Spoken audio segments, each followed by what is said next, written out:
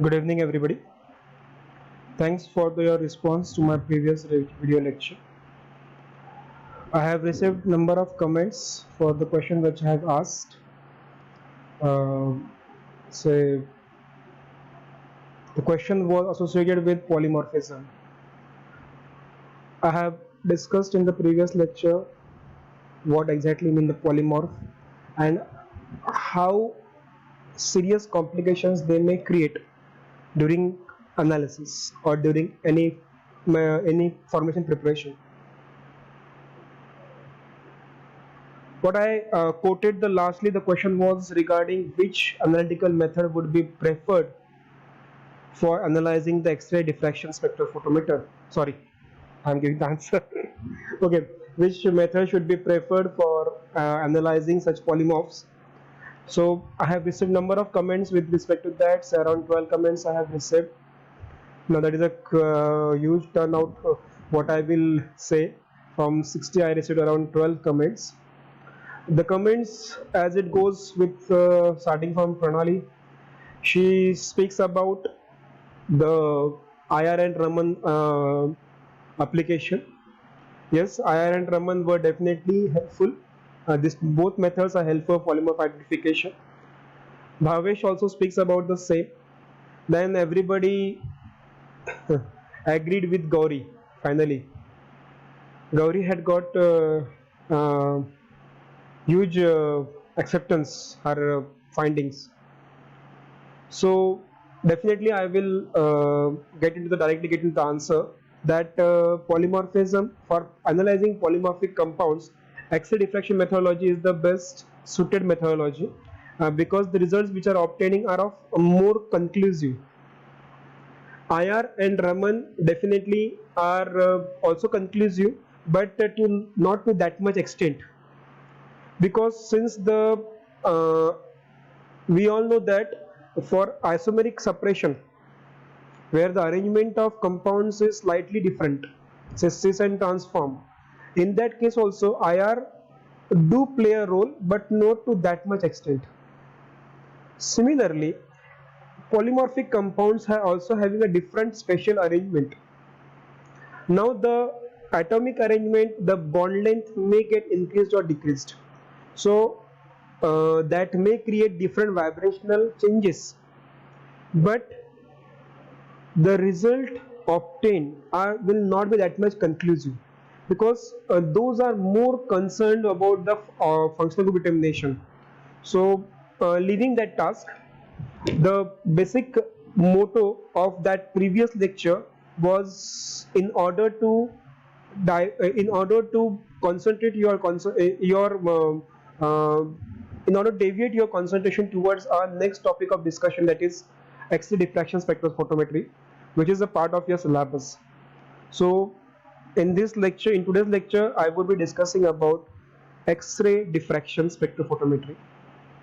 So we'll start with it because the time provided by this app is very less, so I will get into it immediately.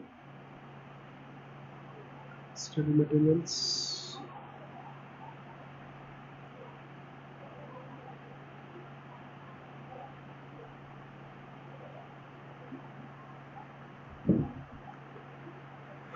Okay, this is what I have prepared.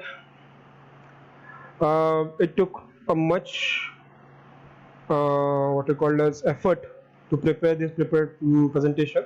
Only 10 slides have been prepared by from my side, but it took around one whole day. What to add, what not to add, which information is to be given at this level, and information need to be exemplified or explained in as because this is the preliminary part. Since you are not at all aware about the concepts and everything, you might be knowing the logic, but somewhere I think that at introductory part not that much intensity should be there. So what to place and what not to place, in that dilemma the whole day got spoiled off, but still I have prepared presentation. Hopefully it will be helpful to you. The answer, X-ray diffraction. Now here two concepts are being placed. The first concept is X-ray and second concept is diffraction. Okay, The diagram which is in front of you, the photo which is in front of you, it is about the concept of spectroscopy. The X-ray diffraction spectroscopy is being explained in this photograph. यहाँ आप देख सकते हो एक light source जो हमेशा एक spectroscopy में रहता है, एक मोनोक्रोमेटर या फिर मैं जैसे कहूँगा कॉलिमेटिंग सिस्टम, एक सैंपल। अब ये हमारा सैंपल ने स्पेसिफाई किया है क्रिस्टलाइन सॉलिड, और सबसे आखिरी जो हमारा रहता है वो रहता है डिटेक्टर। सो इन्हीं सभी का कंपोजर एक्स-रे डिफ्रैक्शन में भी देखा जाता है। चलो स्टार्ट करते हैं। आपके सिलेबस में जो पॉइंट्स दिए हुए हैं काफी ही मतलब क्या बोला जाए, बस उन्होंने 4 पॉइंट बोल दिए। Laue photographic method, Bragg's X-ray spectrophotometry, rotating crystal method and powder method. अब ये जो 4 पॉइंट सिलेबस में प्लेस किए हैं ये एक्चुअली एक्सरे डिफ्रैक्शन के मेथड्स है, कि हम एक्सरे डिफ्रैक्शन स्टडी जो करेंगे तो कौन कौन से मेथड से कर सकते हैं। एक्चुअली 6 से 7 मेथड्स है, उसमें से उन्होंने सिर्फ 4 मेथड आपके सिलेबस में दिए हुए हैं। सो अब ये कैसा हुआ, डायरेक्टली उस चीज को हाथ लगाना जिस चीज के बारे में हमें कुछ भी मालूमात नहीं। सो इसको थोड़ा सा मैंने और अब इसमें भी बहुत टाइम गया मेरा कि कहाँ से शुरू करें कहाँ से नहीं करें, तो मैंने थोड़ा इसको और मेरा टच दिया है। Let's see. अब कोई भी चीज पढ़ने के पहले उसका एक ऑब्जेक्टिव रहेगा।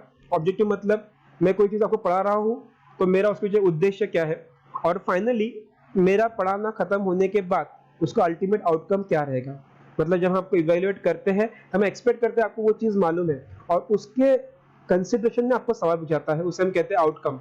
So the basic outcome of this presentation will be to the students will be able to understand and explain what is mean by X-ray। अभी आपके सिलेबस में नहीं है, लेकिन स्टिल प्रेजेंटेशन का मेरा टारगेट वो है कि आपको एक्सरेज क्या है मालूम होना चाहिए, process of diffraction, actual diffraction में क्या क्या होता है ये चीज आपको मालूम होना चाहिए।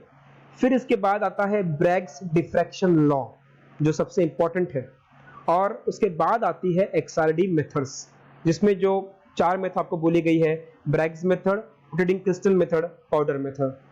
सो इस तरह ये हमारा ऑब्जेक्ट और आउटकम रहेगा।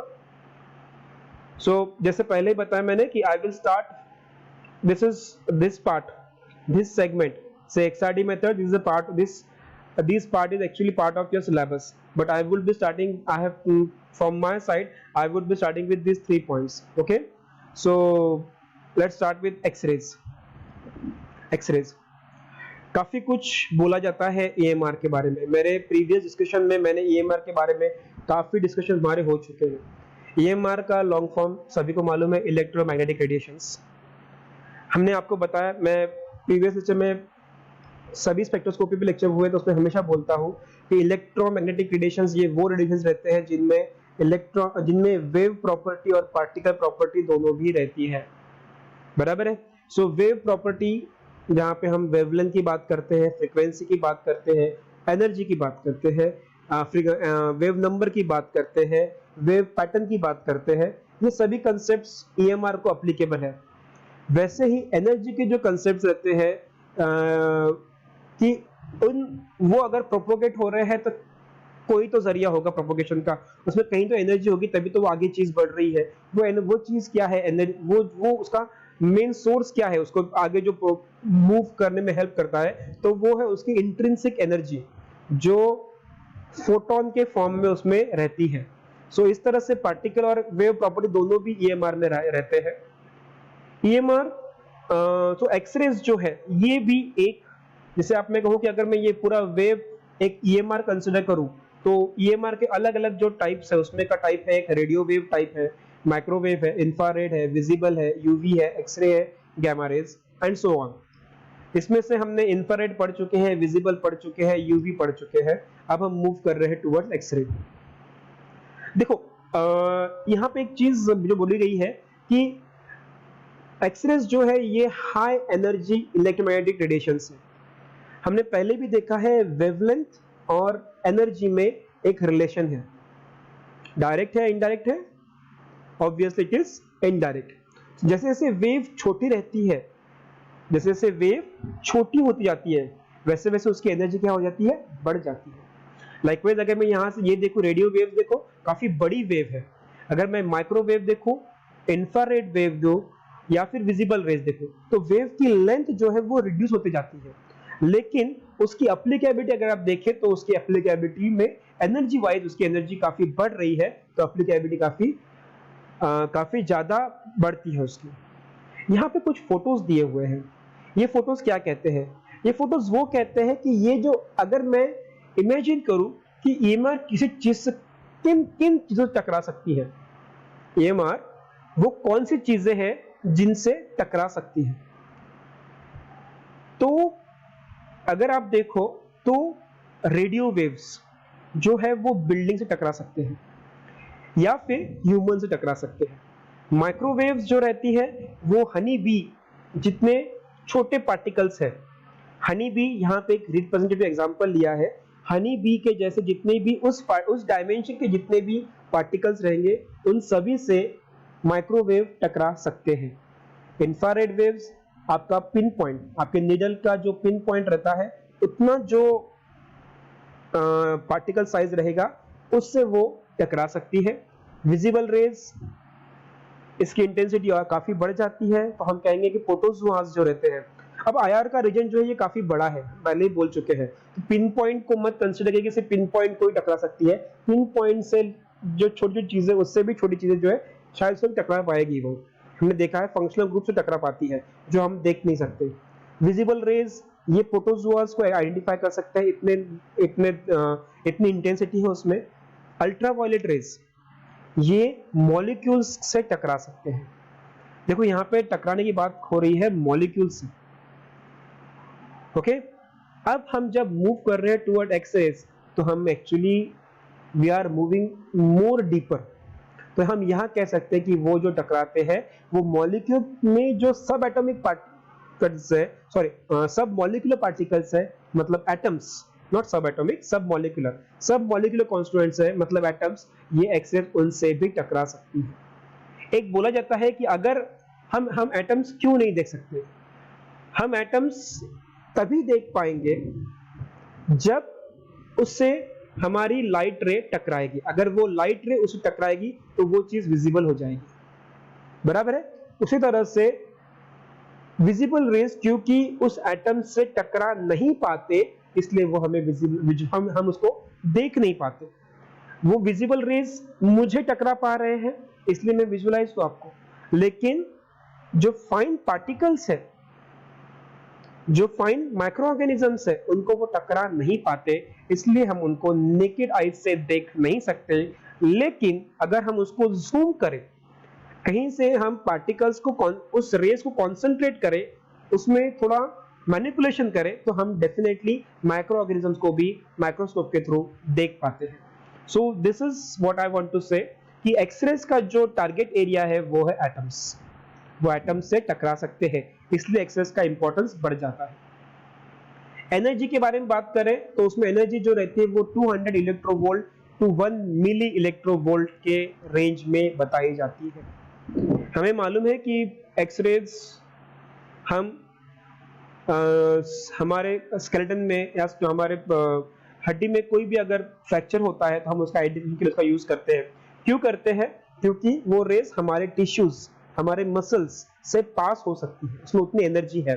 वो एनर्जी कहां से आती है? उनमें एक्चुअली वो इनबिल्ट एनर्जी है। ये एनर्जी निकलती कैसे है? सो एक्चुअली ये एक्सरेज बनते कैसे हैं उसके बारे में यहाँ बताया गया है। X-rays can be produced when high speed electrons hits the metal target. अब यूवी या फिर विजिबल रेज कैसे बनती है बताया गया है। टंगस्टन फिलामेंट सभी को मालूम है, टंगस्टन फिलामेंट को जब हम हीट करेंगे तो फिलामेंट क्या करता है? इलेक्ट्रॉन रिलीज करता है, और उस इलेक्ट्रॉन रिलीज में जो एनर्जी रहती है वो फोटोन एनर्जी रहती है, जो विजिबल लाइट की इक्विवेलेंट रहती है, इसलिए हम उसमें से उजाला देख पाते हैं। कुछ वैसा ही अगर इलेक्ट्रॉन्स की एनर्जी में बढ़ा दूं तो उसकी energy will be equivalent to X-rays की एनर्जी, बराबर है। इस तरह से हम एक्स-रे जनरेट कर सकते हैं। जैसे यहाँ पे आप देख पाते हो, यहाँ पे एक कैथोड है और यहाँ पे एक एनोड है। इस पूरे सिस्टम को बोला जाता है एक्स-रे ट्यूब। इस ट्यूब में फिलामेंट को काफी हाई इंटेंसिटी पे हीट किया जाता है ताकि वो इलेक्ट्रॉन्स इमिट करे, और हाई वोल्टेज के साथ फिर उसको बाहर एक्सपेल किया जाता है, और ये जो हाई इंटेंसिटी एक्सपेल हो रहे हैं उसमें जो एनर्जी रहती है that is equivalent to 200 electronvolt